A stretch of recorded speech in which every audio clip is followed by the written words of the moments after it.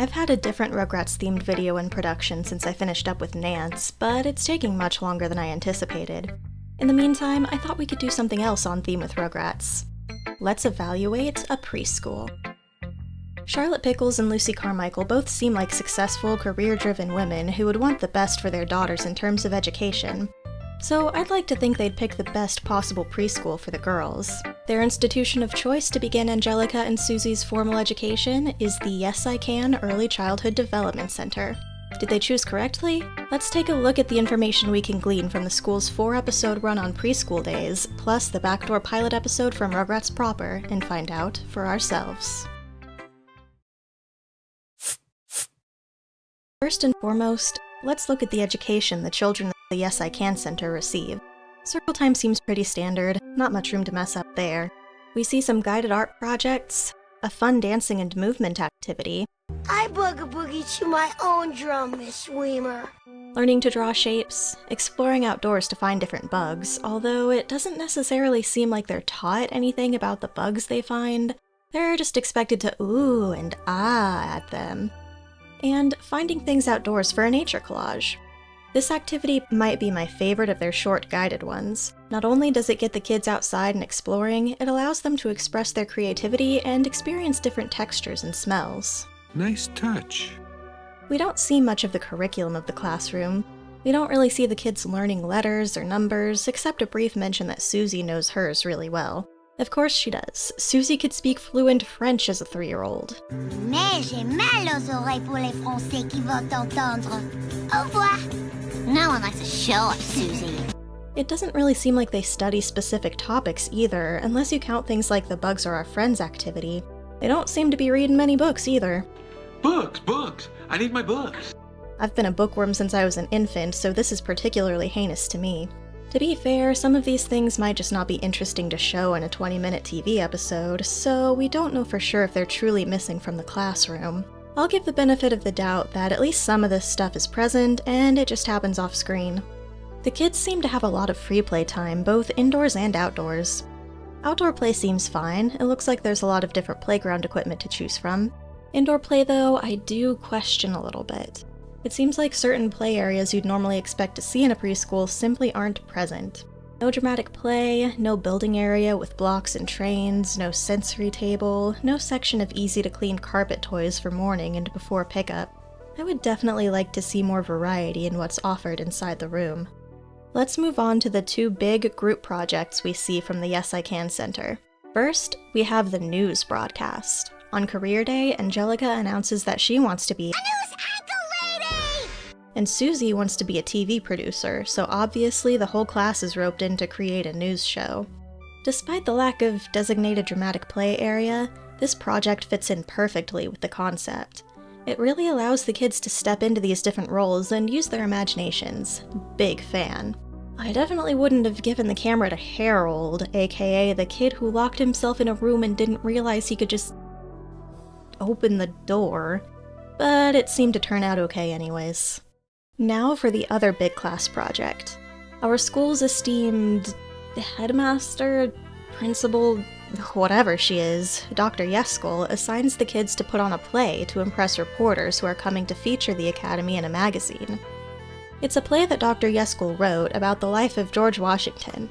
She wants these 3 to 5-year-olds to put on a historical play for a live audience. I don't know about this, friends. Yes, acting out parts of stories can be helpful for children's reading, comprehension, empathy, and many other skills.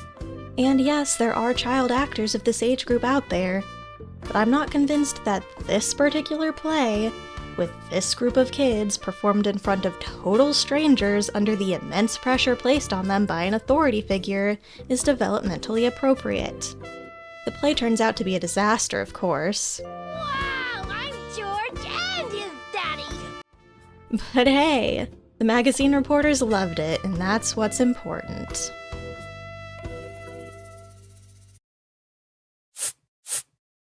Now that we've discussed the educational merits of the Yes I Can Center, let's talk about how well they perform when it comes to caring for children's emotional well-being and fostering healthy peer relations.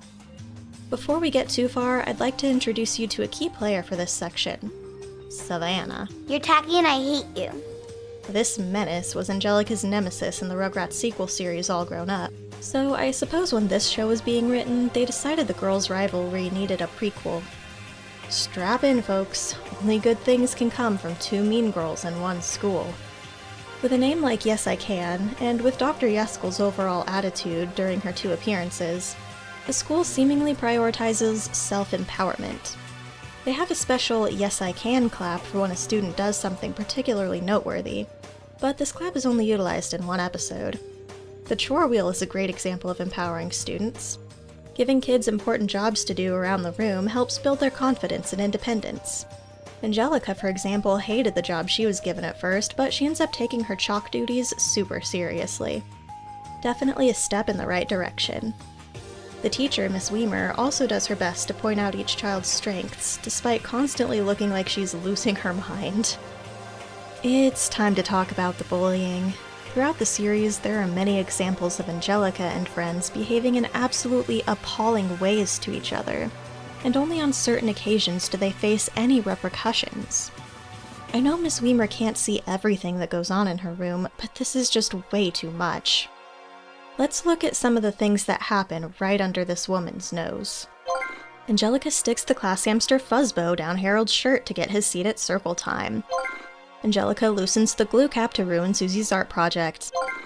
Angelica and Susie disrupt class by arguing with each other and act disrespectful towards Miss Weimer when she tries to intervene. I mean, that's the story of my life. No respect. I don't get no respect at all. Angelica ruins Susie's drawing by, Angelica makes fun of Susie's career choice.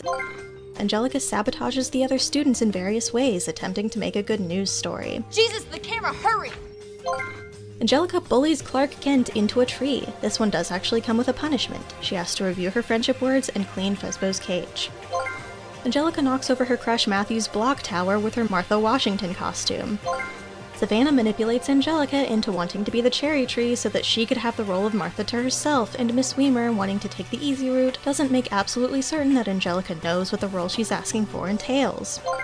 Susie mocks Angelica for being upset at Savannah's manipulation in some very out-of-character moments. Oh, that was way harsh, Ty. Angelica, upset about being the tree, ruins rehearsal and the play itself for all the other kids. Corporate needs you to find the differences between this picture and this picture. They're the same picture. Savannah shows off her house key at recess, claiming she's more responsible than everyone else. This one isn't that egregious, but I had to include it so we can collectively throw side-eye to the Shane family. Girl, what does your 3-year-old need with a house key? Is she walking home alone after school and letting herself into your house? I don't think so, Tim. So, as you can see, that was a lot. And most of it was caused either by Angelica herself or by Angelica being influenced by Savannah's machinations. But you might be thinking that there's a whole episode of stuff that I skipped talking about. Don't you worry, Picture Imperfect gets a section all its own. Obviously, the bulk of this episode revolves around picture day at school. Harold never looks good in pictures. He freezes up when a camera is pointed at him and ends up with a silly facial expression. Standing next to Angelica, however, gives him the confidence he needs. Angelica initially agrees to stand by him in the picture, but then Savannah happens. Boo! Boo! Savannah gets Angelica thinking about what it'll mean for her future if she stands with Harold, so now she's having second thoughts. Angelica and Harold then both get mocked by Savannah and Kayla because of their interesting outfit choices, further solidifying Angelica's desire to get out of standing next to Harold. Now, to be fair, our girl isn't leaving Harold completely in the dust. She does try to find him somebody else to stand next to, although no other classmate seems to have the same effect for Harold as Angelica does. Eventually, individual pictures come. Miss Weimer and the photographer try to explain to Harold that he can't stand with Angelica in his individual photo, but eventually give in and agree to crop Angelica out of the photo after many failed attempts. This causes Angelica to snap at Harold, prompting him to run away. Angelica then gets rejected by Savannah and Kayla, saying they want to wait for someone cooler to stand next to them. Did you see what just happened? Mm-hmm. How does it feel? How do you think it feels? Oh, I don't know. Maybe kind of like the way it felt for Harold. I do love when kids' shows state their thesis aloud. Angelica and Harold make up, and they, along with Susie, are the only ones who end up looking nice in the class picture. Problem solved, right? We learned our lesson. Angelica needs to treat people the way she wants to be treated. Nothing more to talk about. No, that's wrong! I really think Harold needed a lesson here too. Sure, it's kind for Angelica to stand next to Harold to help him out, and kindness is always a great lesson to teach kids. But at the same time, feeling insecure while taking pictures is a personal thing for Harold to work on, and not something that Angelica should have to shoulder. Harold is a year older than the girls, if I remember right. But even if they were the same age, they're not going to be in the same class forever. There will come a time when Harold can't stand next to Angelica in the class picture, so I think it's much more beneficial to him to work on his confidence instead of being coddled, especially considering Dr. Yeskel seems to be all about self-empowerment. Alright, I think that's enough about the emotional issues going on in this room. Let's move on to how safe the school is. After all, it doesn't matter how good of an education the kids receive if their safety isn't being attended. First and foremost, I'd like to address the elephant in the room. This school ran out of a community center, which also hosts several other classes and activities, is only one classroom. And this one classroom has 2 adults, one of which is never actually present in said room.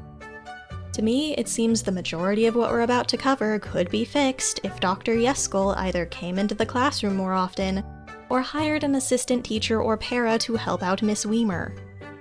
Let's have another brief lightning round, this one titled, Things That Occur While Miss Weimer Isn't Paying Attention. Angelica and Susie start a paint war, which could potentially cause injuries. Angelica, Susie, and Harold sneak out of the classroom for the entirety of nap time while Miss Weimer is asleep. We're up on a secret mission. We've got us a secret plan. Matthew, the kid Savannah and Angelica fight over later on, flies his drone to the top of a tall cabinet, and the other kids try to get Clark Kent to rescue it. Angelica tries to get Kayla bitten by Fuzzbo the hamster. Angelica makes a fellow student fall off his bike, which Miss Weimer doesn't notice because she's flirting with a clown. Angelica and Clark Kent get stuck in the aforementioned tree, causing Miss Weimer to call the fire department to get them down. The class is left entirely unsupervised for the majority of picture day while Miss Weimer flirts with a French photographer, allowing Harold and Angelica to sneak off without being noticed at all. Here's another list called Things That Occur While Miss Weimer is Locked in the Supply Closet. The receptionist doesn't answer the phone, so Miss Weimer sends 3 unsupervised preschoolers to the reception desk to fetch a spare key and let Miss Weimer out. Excuse me, what? Savannah, another preschooler, is put in charge of the classroom and is unable to stop the ensuing chaos. The receptionist, Gertrude, who was on a personal call on the work phone, doesn't have a spare key for the kids. No, I'm sorry, I can't spare it. She tells the kids about a spare key and the scary groundkeeper's tool shed, and then proceeds to not escort the children back to class. The children splinter cell their way to the scary tool shed in the rain to grab the key. Gertrude finally realizes she should have gotten the key herself and escorts the Rugrats back to class where they save Miss Weimer.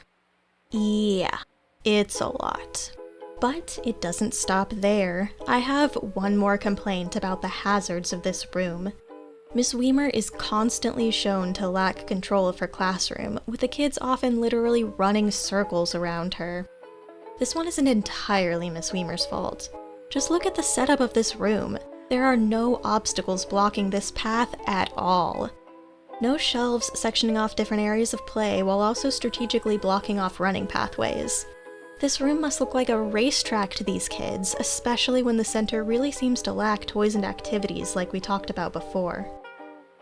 I must say, I'm disappointed in this school. While the curriculum we do see ranges from decent to pretty creative, there's a severe lack of focus on social-emotional learning, especially given that it seems to be Dr. Yeskel's focus. And the classroom seems like an unsafe environment so long as there remains only one adult in the room.